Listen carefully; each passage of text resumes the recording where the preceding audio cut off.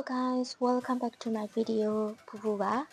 ဖူဖူ video လေးတွေမတင်ပေးဖြစ်တာကြာပြီတော့နော်ဖူဖူ exam လေးတွေစတိုက်ကျင်နေရတာမလို့ဖူဖူ page ဘက်ကိုနည်းနည်းလေးပြစ်ထားမိလို့ sorry ပါဆိုတော့ဒီနေ့မှာတော့ဖူဖူက a day in my life vlog လေးနဲ့ဖူဖူရဲ့ဒီနေ့တနင်္လာနေ့တနေ့တာမှာဘာတွေလုပ်မယ်ဘယ်သွားမယ်ဘာတွေစားမယ်ဆိုတာကိုအတူတူလိုက်ကြည့်ပြကြပါအောင်ဆိုတော့ဒီ video လေးကိုစလိုက်ကြရအောင် let's go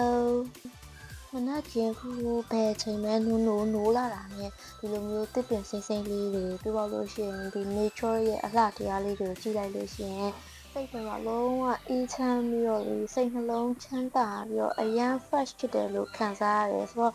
အမြဲတမ်းလို့မဟုတ်ရင်တော့မှပဲဖူဖူဒီလိုမျိုးအပင်လေးတွေကိုအိယာထားနေကြည့်ဖြစ်တယ်ဖူဖူရဲ့ habit တစ်ခုကအိယာနိုးတိုင်းရေအရင်ဆုံးချိုးတတ်ပါတယ်ဖူဖူတော်တော်များများကဘယ်ရှောင်းဝိုင်းနဲ့ရေချိုးရဲဘယ်ရှက်ကိုနဲ့ခေါင်းရှုံလဲဆိုပြီးနေထားကြလို့ဒီနေ့ဗီဒီယိုထဲမှာဖူဖူဒါလေးတွေကိုပြပေးထားပါတယ်ပြီးတော့လို့ရှိရင်ဖူဖူရဲ့စပင်ကအုံကောင်းပြီးတော့စပင်ရှင်မြန်တဲ့အတွက်ကြောင့်မလို့ဘာကောင်းရှုံရင်းနဲ့ရှော့ပြီးတော့ဘယ်လိုမျိုး high လုပ်လဲဆိုတဲ့ဗီဒီယိုလေးလည်းတင်ခိုင်းထားပါတယ်ဆိုတော့ဖူဖူဒါလေးကိုလည်းတင်ပေးပါမယ်ဖူဖူက main ကလေးဖြစ်တဲ့အလျောက် main ကလေးတိုင်းကကိုယ့်ရဲ့ skin ကိုဂရုစိုက်ဖို့လိုပါတယ်ဖူဖူကတော့အမြဲတမ်းမနက်တစ်ခါညတစ်ခါ skin care လုပ်ပါတယ်ဒီလို skin care လုပ်လိုက်တဲ့အခါမှာ main ကလေးရဲ့အသားရည်လေးတွေကပို့ပြီးတော့ကြည်လာပြီးတော့အပြင်သွားတဲ့အခါမှာ makeup မပါဘဲနဲ့ပင်ကိုအသားရည်နဲ့တောင်မှဖူဖူတို့တွေအပြင်ထွက်နိုင်တဲ့တက်ပြီးရှိလို့ main ကလေးတိုင်း skin care လုပ်ကြပါပုံမှန်ဆိုလို့ရှိရင်တော့မနက်စာကိုဘိုင်းဝအောင်စားပြီးနေဒီနေ့ထားတာတော်တော်လေးနောက်ကျသွားတာဖြစ်တဲ့အတွက်ကြောင့်မလို့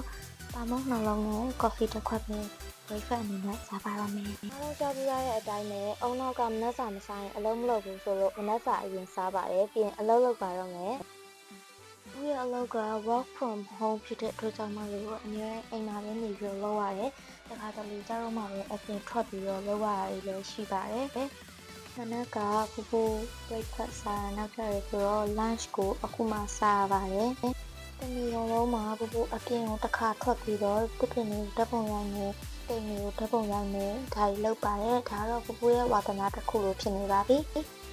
ဒီနေ့ကခေါင်းလေးလျှော်ထားတယ်ပြီးတော့ outfit check အနေနဲ့လည်းဗီဒီယိုထဲမှာထည့်မှာမလို့ရိုက်ပြတာပေါ့နော်ဖူဖူကတော့အများအားအပြင်သွားတိုင်းကိုယ့်အကိုလှနေရလို့ထင်တယ်ဆိုလို့ရှိရင်ဒီလိုမျိုးဗီဒီယိုလေးတွေရိုက်တက်လို့ရှိပါတယ်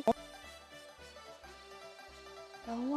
ပန်းနေမျိုးရှိအရင်ကြိုက်တဲ့တရားမလို့ပန်းနေနေနိုင်ဗီဒီယိုတော့မဟုတ်လို့ရှိရင်တပ်ပုံကတော့အများကြီးရိုက်တယ်အခုကနေ့နေ့6နာရီထိုးရပြီဒါပေမဲ့ဖူဖူပြန်တဲ့လမ်းမှာတဲအိမ်လေးတွေရောအပင်တွေကတော့တအားလှလို့ဖူဖူဗီဒီယိုထပ်ပြီးတော့ရိုက်ခဲ့ပါတယ်ဖူဖူရဲ့ final exam ကလည်းတရက်ထက်ပိုနီးနေပြီမလို့ဖူဖူအမြဲနေ့တိုင်းအချိန်တိုင်းစာတွေပဲလုပ်နေရပါတယ်အခုကတော့ဖူဖူစာလဲလုပ်ပြီးသွားပြီဆိုတော့ညစာစားပါတော့မယ်ထင်တာကတော့ဒီနေ့တော့ဖြစ်တယ်လို့လေးစားလိုက်ပါတယ်ဆိုအားလုံး good night ပါအခုတော့ဖူဖူရဲ့ bedtime ရောက်ပြီဆိုတော့ပေါ့နော်ဆိုတော့ဒီနေ့ဗီဒီယိုလေးကတော့ဒီလောက်ပါပဲနောက်လာမယ့်ဗီဒီယိုတွေမှာဖူဖူနဲ့တူတူပြန်ဆုံကြပါမယ် so bye bye ပါ